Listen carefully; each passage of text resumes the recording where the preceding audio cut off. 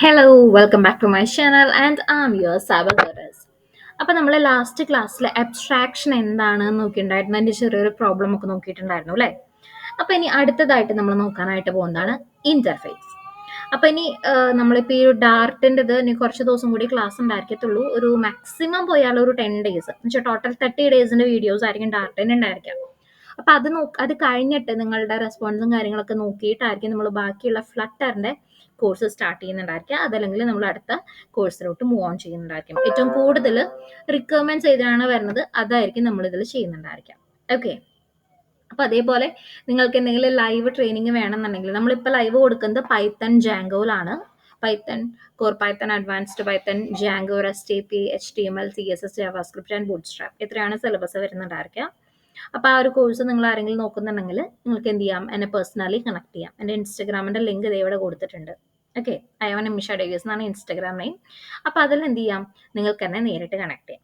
Okay, അപ്പോൾ നമുക്ക് നേരിട്ട് ക്ലാസ്സിലോട്ട് കയറാം. അതിന് മുൻപ് ചാനൽ സബ്സ്ക്രൈബ് ചെയ്യുക, മാക്സിമം സപ്പോർട്ട് ചെയ്യാനായിട്ട് നോക്കാം. അപ്പോൾ അബ്സ്ട്രാക്ഷൻ എന്താണ്, കൺസ്ട്രക്ടർ എന്താണ്, അങ്ങനെ കുറേ കാര്യങ്ങൾ നമ്മൾ പഠിച്ചിട്ടുണ്ടായിരുന്നു ഇല്ലേ? 1 സെക്കൻഡ്, ഞാനിപ്പോൾ എൻ്റെ ഇതിൽ ഇൻസ്റ്റാൾ ചെയ്ത് ഞാൻ പറഞ്ഞല്ലോ അന്ന് ഫോർമാറ്റ് ചെയ്തപ്പോൾ കംപ്ലീറ്റ് ആയിട്ട് പോയി. അപ്പോൾ നമ്മളിപ്പോൾ ചെയ്യുന്നത് ഈ ഡാർക്ക് പാഡിലായിരിക്കും. dart.dev എന്ന് പറഞ്ഞ സൈറ്റിൽ പോവുകയാണെങ്കിൽ നിങ്ങൾക്ക് ഓൺലൈനായിട്ട് ചെയ്ത് നോക്കാനായിട്ട് പറ്റും. ഓക്കെ, അപ്പോൾ ഞാൻ സിമ്പിൾ ആയിട്ടുള്ള ഒരു ക്ലാസ് ക്രിയേറ്റ് ചെയ്യാം. ക്ലാസ് ഇപ്പോൾ നമുക്ക് വേണമെങ്കിൽ ഇൻ്റർഫേസ് 1 എന്ന് പറഞ്ഞിട്ട് ഞാനൊരു ക്ലാസ് ക്രിയേറ്റ് ചെയ്യും.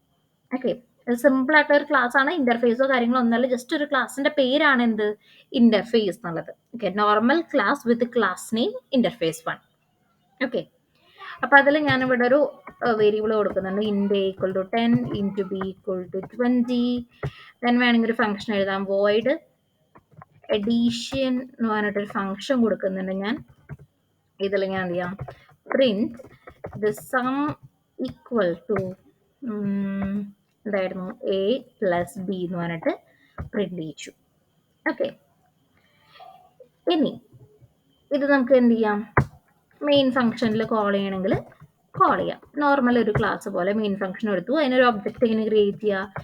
Interface 1 OBJ equal to interface 1. Okay, object create ചെയ്ത് ഇതിനെ ഒബ്ജക്റ്റ് വെച്ചിട്ട് നമുക്ക് എന്ത് ചെയ്യാം, അതിനെ കോൾ ചെയ്യണമെങ്കിൽ കോൾ ചെയ്യാം. അത് നോർമൽ ക്ലാസിൻ്റെ കാര്യമാണ് അല്ലേ? അപ്പോൾ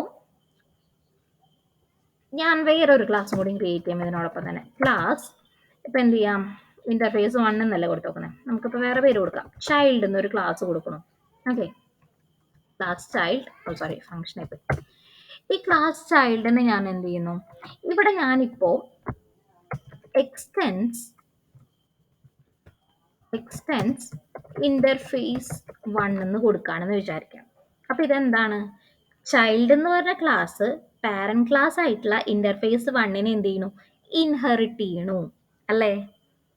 അപ്പോൾ ഇന്റർഫേസ് 1 എന്ന് പറയുന്നത് ഇവിടെ എന്താണ്, പാരന്റ് ക്ലാസ് ആയിട്ടായിരിക്കും ആക്ട് ചെയ്യുന്നുണ്ടായിരിക്കാം. ക്ലിയർ അല്ലേ? Okay, fine. ഇനി ഞാനിപ്പോൾ ഇവിടെ ക്ലാസ് ചൈൽഡ് 2 കൊടുക്കാം. Child 2 implements interface 1. ഓക്കെ, അപ്പൊ ഇവിടെ എന്താ ഉണ്ടാവണം, ഒരു എററോ നോക്കണം. കണ്ടോ, എന്തായിരുന്നു എറർ,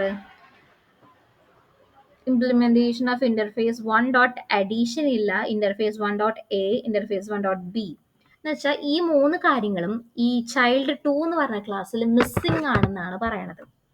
എന്ന് വെച്ചാൽ നമ്മളിവിടെ ഇംപ്ലിമെന്റ്സ് എന്നുള്ളൊരു കീവേഡ് എപ്പോൾ യൂസ് ചെയ്യുന്നുണ്ടോ അപ്പോൾ എന്തായിട്ടുണ്ടായിരിക്കും, ആ ടോപ്പ് പാരന്റ് ക്ലാസ് നമ്മുടെ ഇവിടെയുള്ള ഇന്റർഫേസ് 1 അതെന്തായിട്ട് മാറിയിട്ടുണ്ടായിരിക്കും, ഒരു ഇന്റർഫേസ് ആയിട്ട്, ആക്ച്വൽ ഇന്റർഫേസ് ആയിട്ട് മാറിയിട്ടുണ്ടായിരിക്കും. ക്ലിയർ ആണോ? ഇതിപ്പോൾ ഇവിടെ ഇന്റർഫേസ് 1 മാറ്റും, അതായിരിക്കും നിങ്ങൾക്ക് ചിലപ്പോൾ കൺഫ്യൂഷൻ ഉണ്ടാവുക.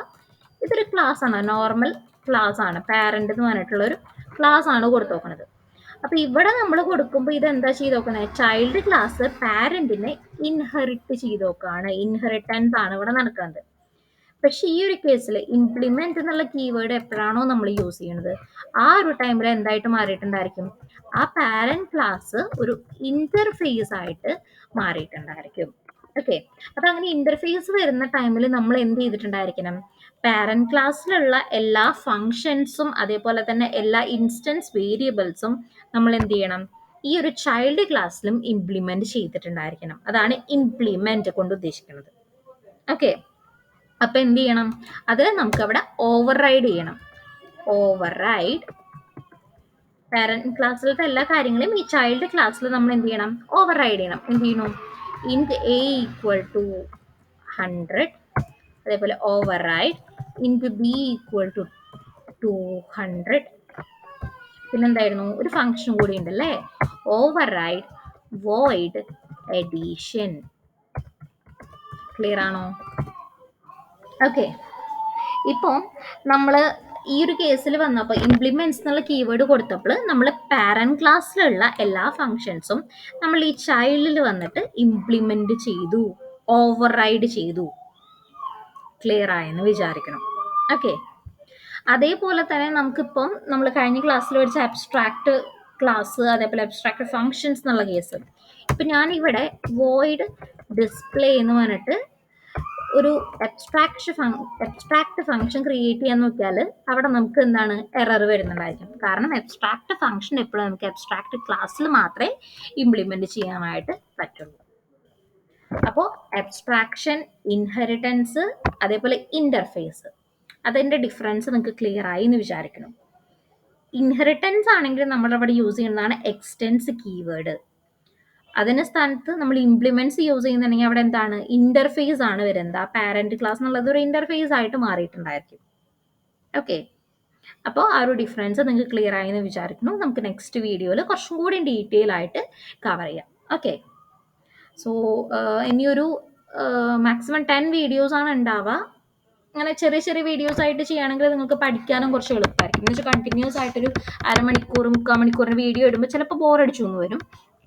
എനിക്കറിയില്ല നിങ്ങൾക്ക് എങ്ങനെ ഫീൽ ചെയ്യണേന്ന്. അപ്പം അതുകൊണ്ടാണ് ഞാൻ അങ്ങനെ ചെറിയ ഷോർട്ട് വീഡിയോസ് ആയിട്ട് ഇടുന്നത്. അങ്ങനെ ചെറിയ ചെറിയ വീഡിയോസ് മാക്സിമം ഒരു 10 വീഡിയോസ് ആയിട്ട് ഉണ്ടാവും. അതെല്ലാം ഞാനിപ്പോൾ കണ്ടിന്യൂസ് ആയിട്ട് വീഡിയോസ് ഒരു 30 മിനിറ്റ്സ് 40 മിനിറ്റ്സിന് വീഡിയോസ് ആയിട്ട് ചെയ്യുന്നുണ്ടെങ്കിൽ ഒരു 3 to 4 വീഡിയോസിനുള്ളിൽ നമുക്ക് ഡാർട്ടിൻ്റെ ഇത് കംപ്ലീറ്റ് ആയിട്ട് വൈൻഡ് അപ്പ് ചെയ്യാം. ഓക്കെ. അത് കഴിഞ്ഞിട്ട് നിങ്ങളുടെ റെസ്പോൺസും അതേപോലെ എത്ര പേർക്ക് ആവശ്യമുണ്ട് എന്ന് നോക്കിയിട്ട് നമുക്ക് ഫ്ലട്ടർ സ്റ്റാർട്ട് ചെയ്യാം. അതല്ലെങ്കിൽ ഞാനിപ്പോൾ ഇപ്പം ഞാനുള്ളത് മെഷീൻ ലേണിംഗ് അതേപോലെ ആർട്ടിഫിഷ്യൽ ഇൻ്റലിജൻസ് ആ ഒരു പ്രൊജക്റ്റിലാണ് ഞാനിപ്പോൾ ഉള്ളത്. അപ്പോൾ അത് റിലേറ്റഡ് ആയിട്ട് എന്തെങ്കിലും വീഡിയോസ് ചെയ്യണമെന്ന് കുറച്ച് പേരും കണക്ട് ചെയ്തിട്ടുണ്ടായിരുന്നു. അതേപോലെ എനിക്കും തോന്നുന്നുണ്ട്. നമുക്ക് നോക്കാം, എന്തായാലും നോക്കാം. എന്തായാലും ഇതിൻ്റെ റെസ്പോൺസ് ഒക്കെ നോക്കട്ടെ. ഓക്കെ. അപ്പോൾ അതേപോലെ നിങ്ങൾക്ക് എന്തെങ്കിലും ഡൗട്ട്സ് ഉണ്ട്, നിങ്ങൾക്ക് എന്തെങ്കിലും ഒരു ടോപ്പിക്കിന് വീഡിയോ ചെയ്യണം എന്നുണ്ടെങ്കിൽ തന്നെ നിങ്ങൾക്ക് ഇതിൽ കമൻറ്റ് ചെയ്യാനായിട്ട് പറ്റും. Then yeah, that's all. So bye, have a nice day.